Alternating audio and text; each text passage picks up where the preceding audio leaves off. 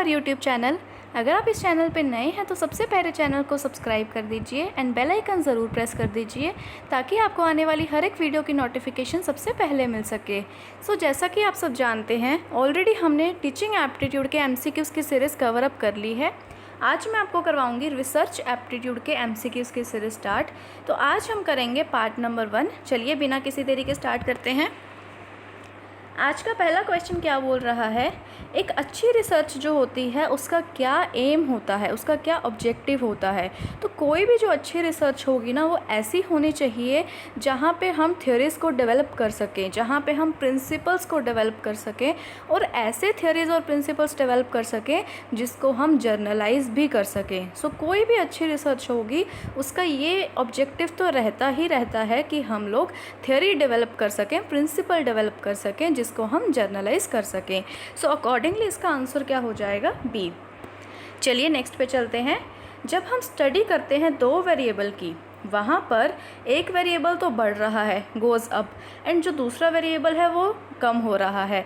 वहाँ पे कैसा रिलेशनशिप होगा दोनों वेरिएबल्स के बीच में, दैट इज़ नेगेटिव रिलेशनशिप होगा, नेगेटिव कोरिलेशन होगा। यानी कि जब एक बढ़ रहा है और दूसरा कम हो रहा है, दोनों ऑपोजिट डायरेक्शन में जा रहे हैं, तो वहाँ पे दोनों वेरिएबल्स के बीच में कैसा रिलेशनशिप होता है, दैट इज़ नेगेटिव। इसका सही आंसर हो जाएगा सी। चलिए आगे चलते हैं थर्ड क्वेश्चन पे। क्या कह रहा है, a null hypothesis is. Null hypothesis कौन सा होता है, वो होता है नल हाइपोथेसिस जहाँ पे वेरिएबल्स के बीच में कोई भी डिफरेंस नहीं होता है। यानी कि फॉर एग्जांपल हमने दो वेरिएबल्स लिए, एडवर्टाइजिंग एंड सेल्स। एडवर्टाइजिंग का क्या इम्पैक्ट पड़ रहा है सेल्स पे, ये हम जानने की कोशिश करना चाहते हैं, ठीक है। तो यहाँ पे हम क्या लेके चल रहे हैं, नल हाइपोथेसिस, कि कोई भी इम्पैक्ट नहीं पड़ रहा है एडवर्टाइजिंग का सेल्स के ऊपर। There is no impact of advertising on the sales of the company. ये हमने नल हाइपोथेसिस लिया।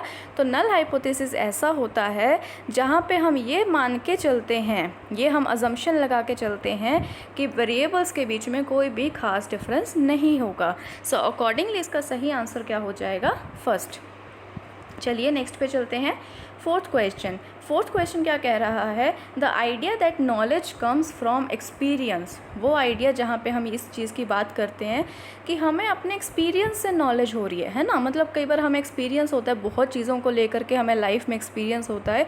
तो जब हम उस एक्सपीरियंस से कुछ सीखते हैं, हम उस एक्सपीरियंस से नॉलेज गेन करते हैं, तो हम उसको क्या बोलते हैं, एम्प्रिसिज्म बोलते हैं हम उसको।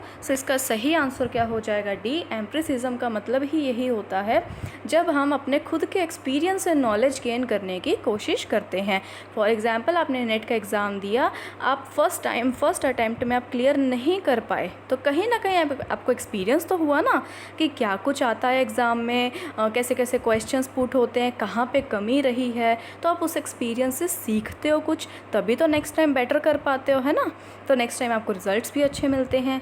तो इसी का मतलब होता है एम्प्रिसिज्म। चलिए नेक्स्ट पे चलते हैं, फिफ्थ क्वेश्चन क्या बोल रहा है, जब भी हम सर्वे करते हैं ना तो हम बहुत सारे स्टेप्स को फॉलो करते हैं, है ना। बहुत सारे स्टेप्स को परफॉर्म किया जाता है।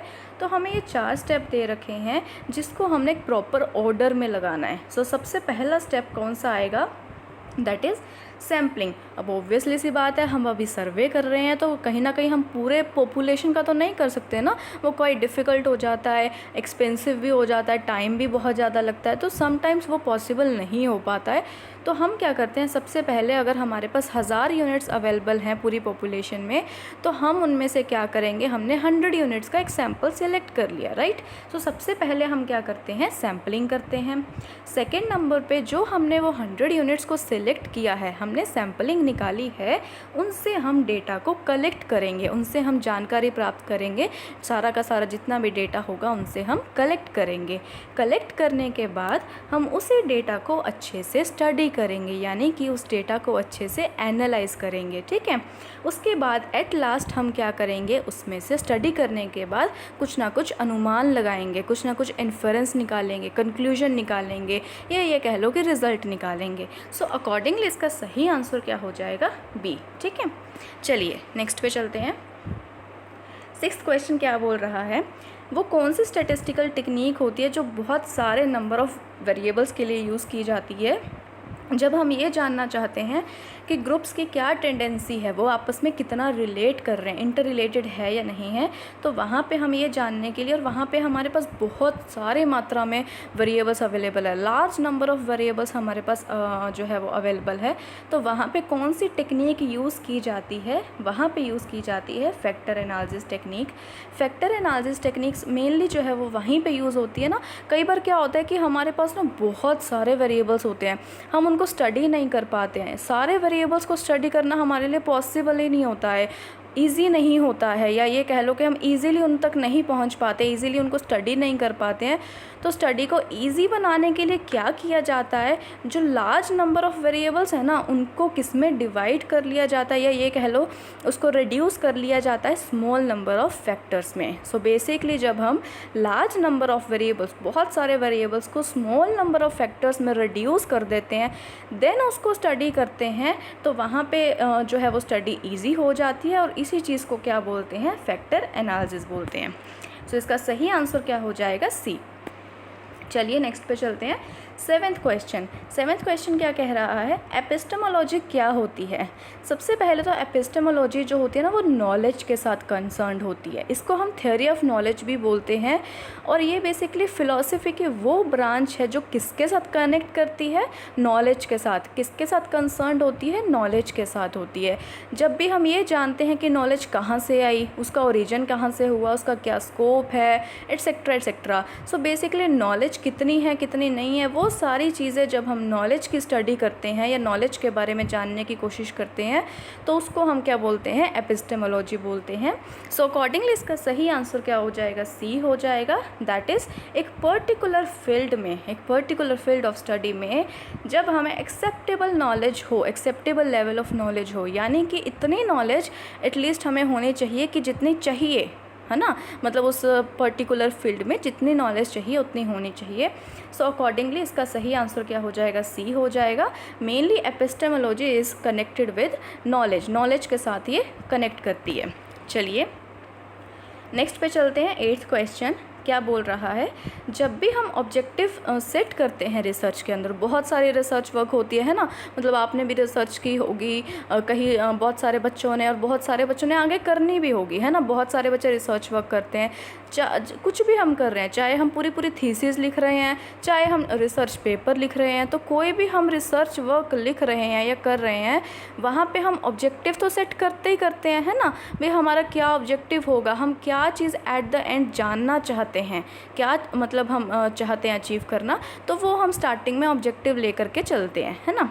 तो वहाँ पे ये क्वेश्चन में क्या पूछ रहा है कि ऑब्जेक्टिव को हम किस फॉर्म में लिखते हैं, तो ऑब्जेक्टिव हमेशा स्टेटमेंट फॉर्म में लिखा जाता है, बी इसका सही आंसर होगा। हम हमेशा जो है वो स्टेटमेंट फॉर्म में लिखते हैं, like to know the impact of advertising on sales of the company, to know the impact of कोविड-19 एट्सेट्रा। तो मतलब कुछ भी हम ऑब्जेक्टिव ले सकते हैं एज़ पर आर स्टडी, हमारी स्टडी के अकॉर्डिंग हम जो भी ऑब्जेक्टिव लेते हैं वो क्वेश्चन फॉर्म में नहीं होता है, वो किस फॉर्म में होता है, वो स्टेटमेंट फॉर्म में होता है। ठीक है, चलिए नेक्स्ट पे चलते हैं। 9th क्वेश्चन क्या कह रहा है, the process of selecting a subset. जब हम क्या करते हैं, पॉपुलेशन में से कुछ एक चीज़ें सिलेक्ट करते हैं, कुछ एक यूनिट सेलेक्ट करते हैं, तो उस प्रोसेस को हम क्या बोलते हैं। जैसे मैंने आपको पहले बताया, तो ऑब्वियसली मतलब हम सारी पॉपुलेशन को इतना ज़्यादा नहीं स्टडी कर पाते हैं ना। अगर हमने कोई सर्वे करना है और 1000 यूनिट 2000 यूनिट हमारे पास हैं, तो उसमें से हम क्या करते हैं, स्टडी करने के लिए या सर्वे करने के लिए कुछ एक यूनिट्स को सिलेक्ट कर लेते हैं, लाइक 100 यूनिट सिलेक्ट कर लिए, 200 यूनिट सिलेक्ट कर लिए, है ना। तो जब हम उसको सिलेक्ट करते हैं तो उस प्रोसेस को क्या बोलते हैं, सैम्पलिंग बोलते हैं। सो अकॉर्डिंगली इसका सही आंसर क्या हो जाएगा, डी हो जाएगा। चलिए नेक्स्ट पे चलते हैं। नेक्स्ट क्वेश्चन क्या बोल रहा है, हमें 4 स्टेटमेंट्स दे रखी हैं और बोला है कि इसमें से कौन सी स्टेटमेंट सही नहीं है, गलत वाली स्टेटमेंट बतानी है। तो सबसे पहली स्टेटमेंट क्या है, एक रिसर्चर से एक्सपेक्ट किया जाता है कि वो एक वेल रीड पर्सन होगा, है ना, मतलब वो अच्छा पढ़ता होगा, वेल रीड होगा, उसकी मतलब जो रीडिंग जो एबिलिटी है वो अच्छी होगी। बिल्कुल सही बोल रहा है। कोई भी रिसर्चर होता है, कोई भी जब हम रिसर्च वर्क करते हैं तो ऑब्वियसली उसमें हम लिटरेचर रिव्यू करते हैं, है ना। लिटरेचर मतलब बहुत बहुत सारे जो पहले ऑलरेडी स्टडी हुई है या फिर ये कह लो कि ऑलरेडी बहुत सारे पेपर्स अवेलेबल हैं, बहुत सारी बुक्स अवेलेबल हैं, तो उनको हम अच्छे से स्टडी करते हैं, अच्छे से रीड करते हैं, तभी तो आगे हम फर्दर प्रोसीड करते हैं। या आपने रिसर्च प्रोसेस के अंदर भी पढ़ा होगा, तो एक रिसर्चर से एक्सपेक्ट किया जाता है कि वो वेल रीड पर्सन होना चाहिए। नेक्स्ट क्या है, एक रिसर्च जो होती है वो दूसरी रिसर्च को बर्थ देती है, ये भी बिल्कुल सही है। मतलब कोई भी रिसर्च है, जब भी हम रिसर्च करते हैं वो कहीं ना कहीं थोड़ा स्कोप तो छोड़ती है। कभी भी कोई भी रिसर्च इतनी पूरी नहीं होती है कि उसके अंदर कुछ भी स्कोप ही ना बचे फर्दर रिसर्च का। मतलब कहीं ना कहीं कहीं से भी किसी भी कोने से मतलब कोई ना कोई क्वेश्चन उठ ही जाता है जिसके ऊपर हम स्टडी कर सकते हैं।